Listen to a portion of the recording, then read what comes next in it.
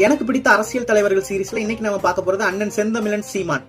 தமிழன் யார் என்று கேட்டால் அதற்கு உயிரோட்டமாய் எழும் விடை அண்ணன் சீமான்.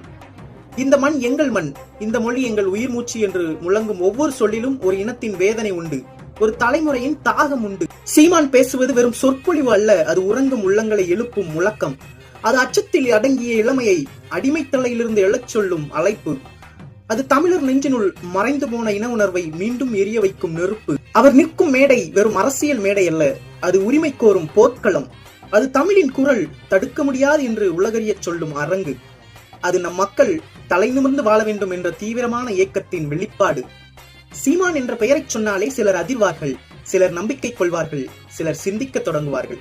ஆனால் ஒரு உண்மை மறுக்க முடியாது, அந்த பெயரை எவராலும் அலட்சியம் செய்ய முடியாது. அவர் பேசுவது பதவிக்காக அல்ல, புகழுக்காக அல்ல, தமிழன் உயிருடன் நிலைக்க வேண்டும் என்பதற்காக, தமிழன் உரிமையுடன் வாழ வேண்டும் என்பதற்காக, தமிழன் தன் தாய் மண்ணில் தலையெழுத்தாய் நிற்க வேண்டும் என்பதற்காக. செந்தமிழன் சீமான் அவர் ஒரு தலைவர் மட்டுமல்ல, பலருக்கு அவர் துணிவு, பலருக்கு அவர் எழுச்சி, பலருக்கு அவர் எதிர்ப்பின் உருவம், பல தமிழர்களுக்கு அவர் இன்னும் அணையாத அக்கினி. ஆகவே நாம் எல்லாம் உறக்கச் சொல்வோம், தமிழனின் குரல் அடங்காது, தமிழரின் உரிமை அழியாது, இந்த மண்ணின் மரபும் மொழியும் முடியாது. அவற்றை காக்க முன்னின்று முழங்கும் பெயர்களில் ஒன்று அண்ணன் செந்தமிழன் சீமான்.